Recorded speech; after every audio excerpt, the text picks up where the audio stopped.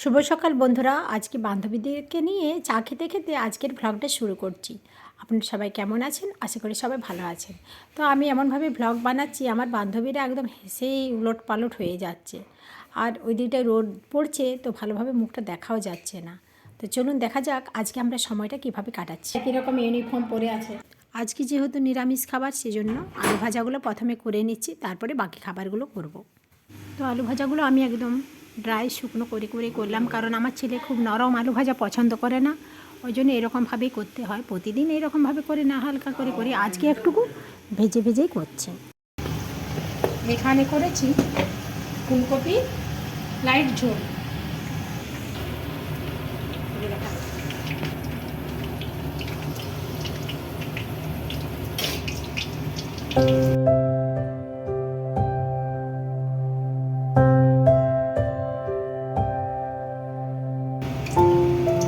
বানাবো না, এর সাথে আমি গরম গরম পাঁপড় ভাজা,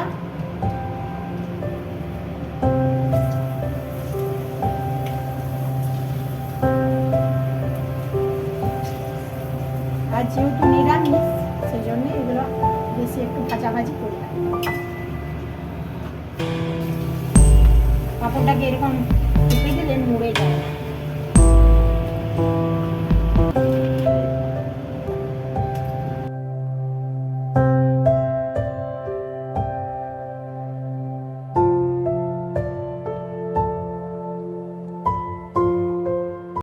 তো এখানে আমার পাঁপড় ভাজা, আলু ভাজা হয়ে গেল।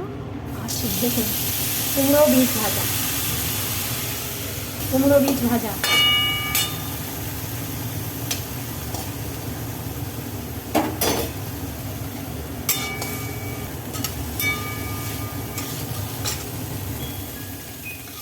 কুমড়ো বীজের ভাজা খেলে কিন্তু অনেক গুণাগুণ আছে। কুমড়ো বীজ ভাজার মধ্যে অনেক উপকারও আছে খেলে। তো রান্না হয়েছে, এখানে আলু ভাজা, পাঁপড় আছে, এখানে এখানে ঘন্ট, এটা ফুলকপি, আর এখানে করেছি বীজ ভাজা।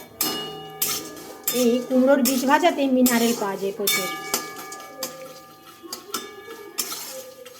এই জন্যে এটা মিষ্টুকে খাওয়াই, নিজেও খাই একটু।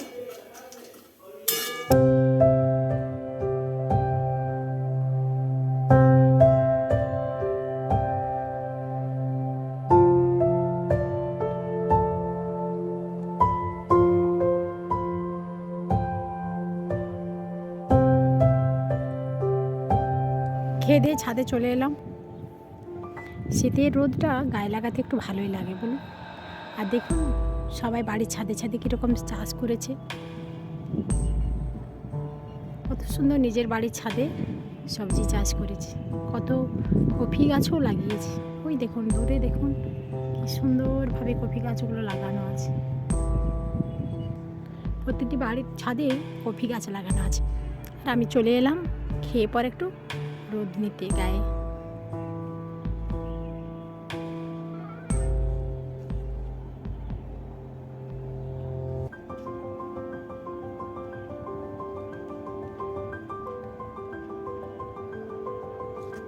সুন্দর রোদটা লাগছে না, সত্যি কথায় দারুণ। অনেক দিন পরে একটু ভালো রোদ পেলাম।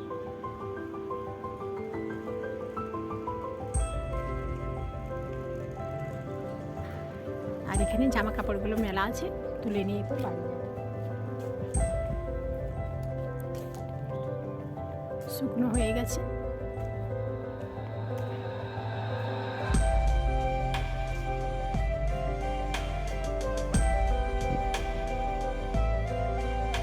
আর জুতোগুলো সব পরিষ্কার করেছি, এরপর ওগুলোকে নিয়ে চলে যায়। এত জিনিস একসাথে নিয়ে যাওয়া যাবে না।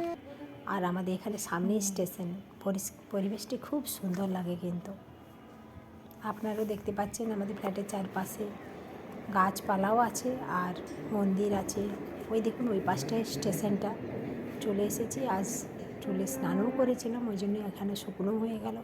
সব সময় আর হেয়ার ড্রায়ারে শুকনো করা কিন্তু ভালো নয়, চুল ড্রাই হয়ে যাচ্ছে। ওই জন্য চলে এলাম রোদেই, একটু চুলটা শুকিয়েও নিলাম।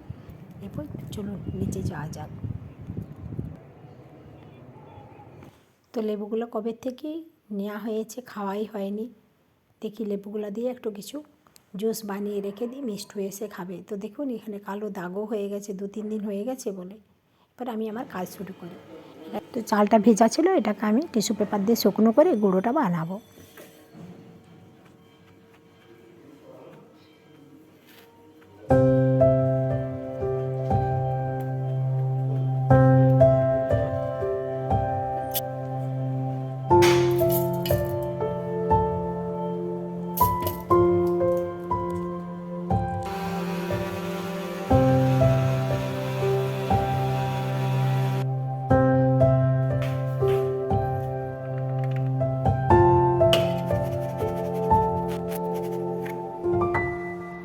তো এইদিকে আমি খোয়া ক্ষীরটা বানিয়ে নিয়েছি আগে। এই খোয়াটা দিয়ে একটা করবো পুর, আর এখানে নারকেলটা করে নিচ্ছি, নারকেলটা দিয়ে একটা পুর বানাবো।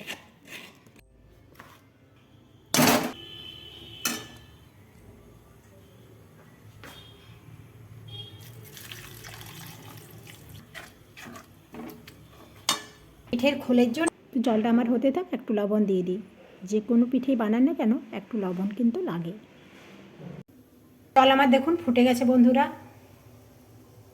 এরপর আমি গুঁড়িগুলো আস্তে আস্তে ঢালবো।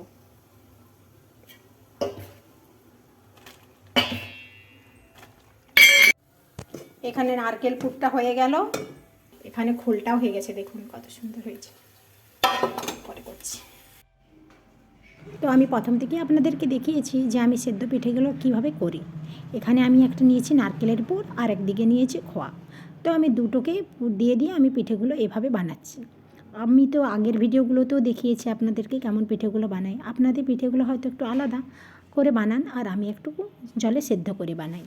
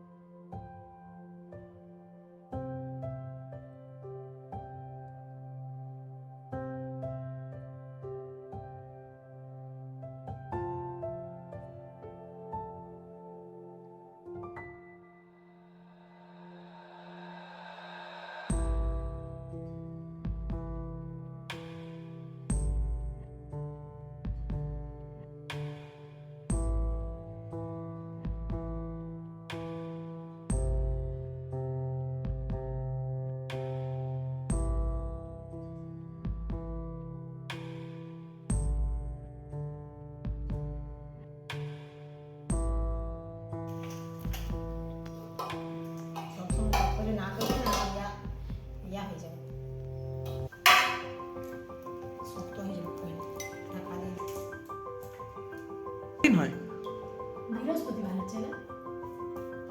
না না না বুধবার হচ্ছে। ওটা শুক্রবার। আজ কি বার? আজ সোমবার তো। সীমামা কবে আসবে? সীমামা এলে বিরিয়ানি করে খাওয়া হয়।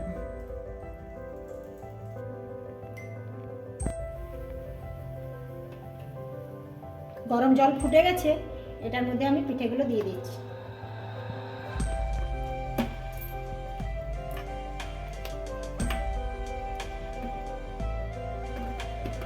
গরম জলের মধ্যে পিঠেগুলো আমি দিয়ে দিয়েছি।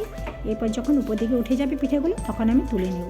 তো আমার ছেলের জন্য একটু পিঠেটাকে, এই পিঠেটা হয়ে যাওয়ার পর আমি একটু ভেজে ওকে দেবো, কারণ ও সেদ্ধভাবে খেতে পারে না, ওই জন্য ওকে একটু ভেজে দিতে হবে।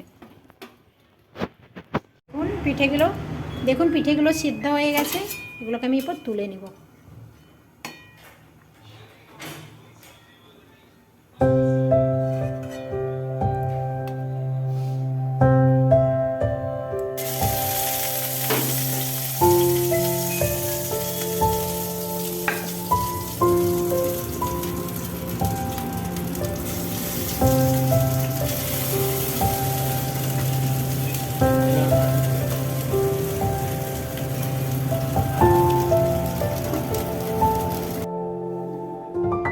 দেখুন কি সুন্দর পিঠেগুলো নরম হয়েছে।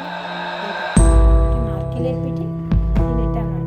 এটা দেখুন খাপে দিয়ে পিঠে একদম, এই দেখুন পুর বার হয়ে যাচ্ছে। এটা খোয়া ক্ষীরের পিঠে দেখুন। তো বন্ধুরা, আমি আর ভ্লগটা কি বাড়াচ্ছি না, এখানেই শেষ করছি। সবাই ভালো থাকবেন, সুস্থ থাকবেন, সাবধানে থাকবেন। আর আমার চ্যানেলে যদি নতুন বন্ধু হয়ে থাকেন একটা লাইক করে দেবেন। নমস্কার, শুভরাত্রি।